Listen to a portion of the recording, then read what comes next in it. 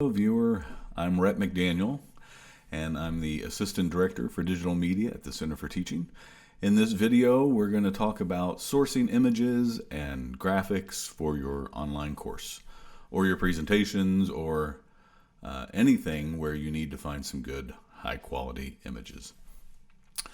Many know that copyright law has a provision for fair use of intellectual property in the context of teaching. This can be fairly straightforward when you're teaching face-to-face in a classroom. And even when your context is online teaching, if students can only access the content by logging onto a secure learning management system like Brightspace, the fair use provisions are still pretty straightforward. But once the classroom becomes more virtual and we start to distribute materials more broadly and maybe put things publicly online, maybe on a website, or distribute a PowerPoint presentation or post videos on YouTube, then the factors relating to fair use of intellectual property can get muddier. I am not a copyright attorney, so I cannot speak to the letter of the law about these things, but I do like to try and suggest ways that can minimize potential worry about these things.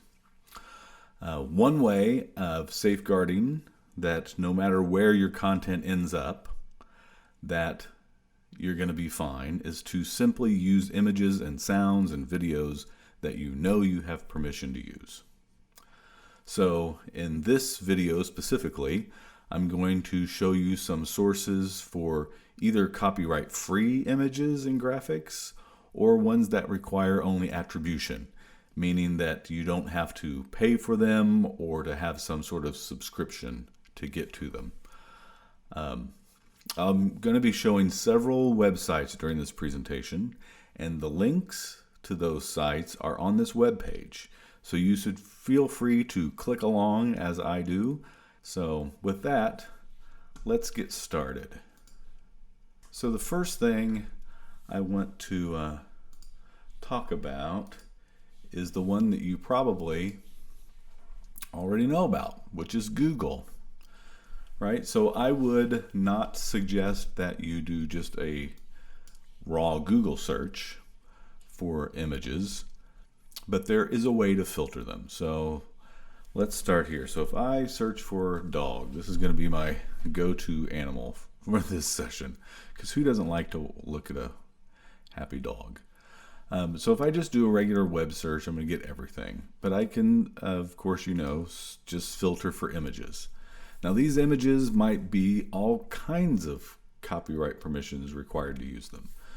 So you can start to filter Google by going to Settings and Advanced Search. And when you get into this advanced search, you have all kinds of options which we're not going to go into, but the one we care about here is usage rights. It says not filtered by license. So let's filter this.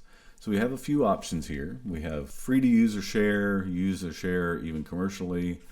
I'm going to go to this one because it has the least restrictions, right? Free to use, share or modify, or even commercially. So I'm going to filter my dog search by that. So now I've got images that I'm okay to use. So this one's looking pretty good. Or let's go, here's a Flickr one, right? And so if I look at this image, I need to figure out what I can use. It says right here, images may be subject to copyright. So I can learn more or I can click on it. But if I go to this, you get the legal help, which can be helpful. But I'm just going to click on the picture. So here's Flickr. It's got a picture. It says some rights reserved. And if I click on this, it's going to tell me how I can use it. I'm free to share and adapt this. And I need to make sure that I give attribution and that I can't apply additional legal restrictions. So this looks fairly good to use. I'm free to remix it. So this is one that this is a deal killer for me. If I can't adapt it, then I usually go look for something else because I all the time want to crop them or change them in some way or use some piece of it. So I'm happy to see that I could adapt this to make another image out of. If I know that this is the case and I need to give attribution, then what I simply do is copy this URL that takes you right to this page, and I just put somewhere on the presentation. I might use it at the very end. I might put a last slide on my presentation that has all my photo credits listed on it, and I'll just put a link to this picture, and that will satisfy the attribution requirement. So that's one way, right? You can just use a plain old Google search. Now, I find that to be a lot of clicking to get to what I want. So there is a site called CompFight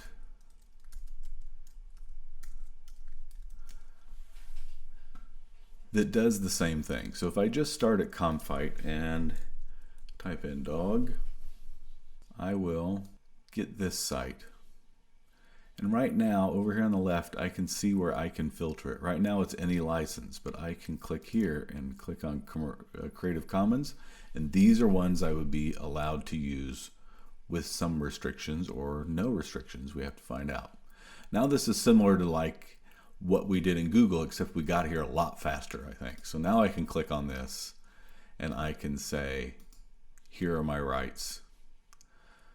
I need to give attribution. I can't use it for commercial use, and I can't remix this. And I can, from here, I see many different qualities I can download. If you were going to use this as a full screen PowerPoint image, then you would want this 1024 by 683.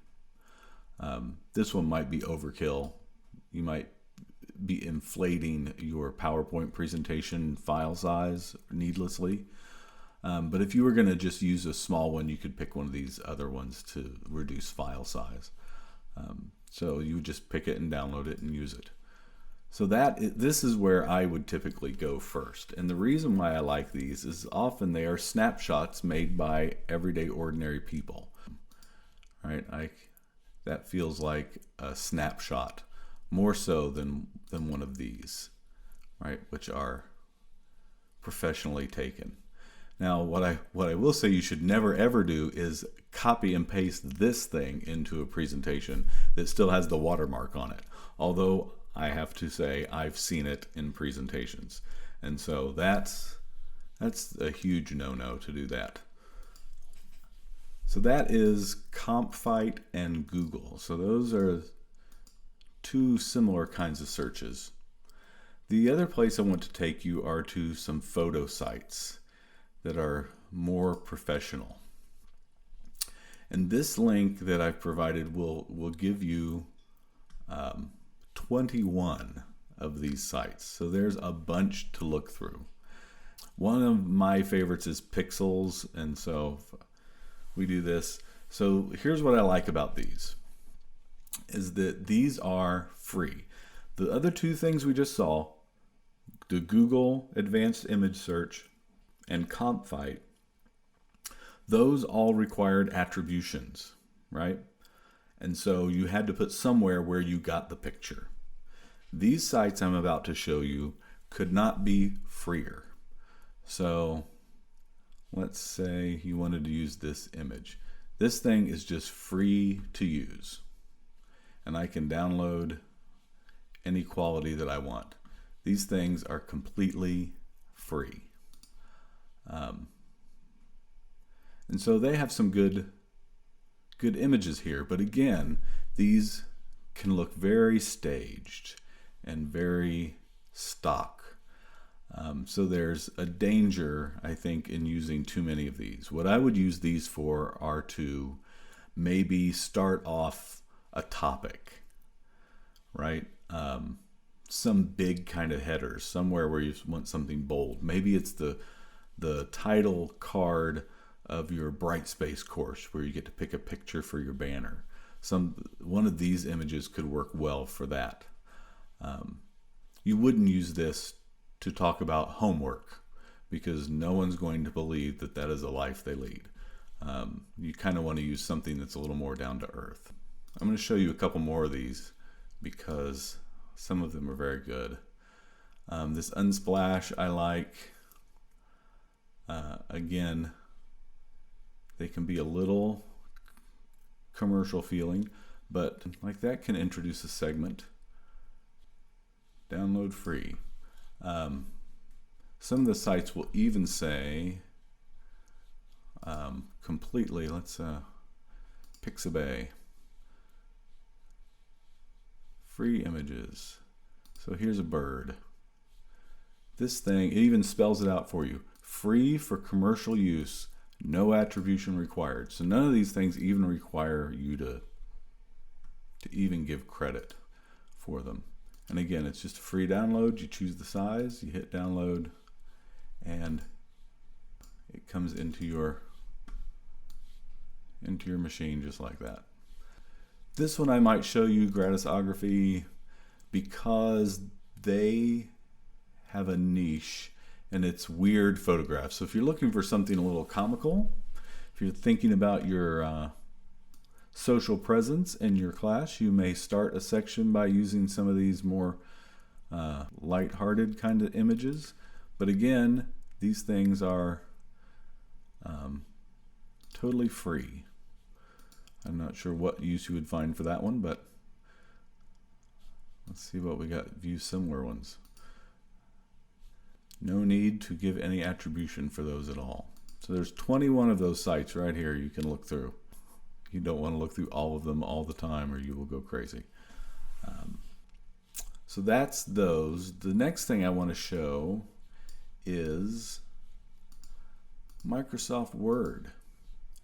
So I'm going to show you this. So if you've got a blank document, you can just go to Insert Pictures from Online. And what it's doing is now it's using Bing because that's the Microsoft search engine, and it's searching the web for images. And so if I want summer, and right now at the top right here, you can see this check mark where it's blinking, Creative Commons only. So these are, again, just like searching in CompFight where everything is Creative Commons. It's doing that for you within Word. So you can just find the picture, insert it, and what it does is it also puts the attribution in for you so you don't have to worry about copying the URL and doing all that. So this is one way you could really do a quick image search and find something you could use. That's a quick way to get a picture and give it attribution as well. The next thing I want to show, so that's images, right? So now you've got Google, Advanced Image Search, you've got CompFight, which filters Flickr with Creative Commons images. You've got the fancy photo sites with the professional photography, and then you've got Microsoft Word, which does its own filtering of Creative Commons images and automatically puts the attributions in. But you might want to find some sort of graphics, and so here are some places you can find icons. A thing you might want to do in your class is put little icons in your course to signify when people should read something or they should write something or participate in a blog. And so you can use a site like this. And this is the one I use all the time. So this is free icons. Some of this is free and some of it's not, and I will show you. It warns you so you won't accidentally use something you're not supposed to. But if I need an icon of a book, so right here I'm looking at photos, but I can look at icons, and it's searching free ones. So here are a bunch of icons for books. So if they were supposed to read something, you could just download this little book. Photos are a little trickier. They start wanting you to pay for them at that point. We'll see what we can get for free as a book picture. So here we go. Here's book. Again, these things are looking a little bit like they're a little too commercial, but let's say you wanted this one. So this one you can download a free. You should also give attribution. So for the free things, you're going to get a low resolution and you're going to have to give attribution. But if you went pro, you don't have to give the attribution. So it's free in the same way that a lot of the other sites are. You just need to give attribution. And the other one I use is a place called Free Picks. It says so right in the name, Free Pick. Let's see what they got in the way book. And you're going to find a lot of them are very similar. So actually, these are kind of better, I think. But again, free. All free. And then you're going to see things that are not free, right? You see this little crown, you know you're going to have to pay for these things. Here's an ad by Adobe stock. None of that stuff's free. This is how the sites make their money, or they don't make money. They want to lure you into the good stuff that you have to pay for. And so these are just lost leaders for them. And then you have all kinds of ways to filter these searches as well to get more granular so you can find what you want. Those are my two favorites. The last thing I want to show you is a designer site. So this is a little different. You're not just going to download elements like a picture or a graphic, but these will help you actually design something. So there are several of these out here, but I'm going to show you Canva. And again, Canva you can pay for and get better stuff, but you can use it for free. You might find yourself frustrated because all the pretty things that you want to use are not free, but you can accomplish all of it for free, just maybe not at the level you'd like. But at least you can get your hands in it and see if you really enjoy it. You can make invitations and flyers and posters. Let's try not an Instagram story. Let's try an infographic. So I could see that you might want to make one of these to explain something for your class. Or you may want to have your students create one of these as an assignment, and this would be an application they could use to do that. So here's fiction versus nonfiction. Here's one. So it's already built for you, and all you have to do is go in and replace these with the elements that are provided. So these elements, like this light bulb, just came out of this elements bucket. And you can search this for all the graphics you want for that. It also has photos that come with it. You can upload your own images as well, add text or change this text. So let's look at these templates. So all these templates are free, I do believe. So that one's free. See in the bottom corner it says free, free, free. A bunch of these are free. So, but they're not all free. Let's look at this one. So all these, here's one. So you see the cross hatches through that image. That means that is a premium image, and you need to either get a paid membership or replace it. So I could say, oh no, I'm just going to replace this with some other image. So I could, let me see if I can put the bird in here. So there's the bird that I got for free, and now I can delete that thing and put my bird in there, right? And I can change this text to be white so I can read it.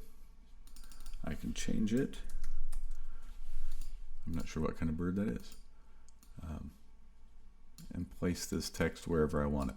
And I could fill all this out. So I could use this to describe all kinds of course content and add more pages to it as well. So this is one way you could collage something together or show a process, but it is a simple way to create your own graphics without having to be a designer, right? So the same thing, you could just, if you wanted to make a header for your course, here are Facebook covers. Right, so you can use any of these and they're already made into the right shape. So if you're looking for a way to customize your header on your Brightspace course, this is the way to do it.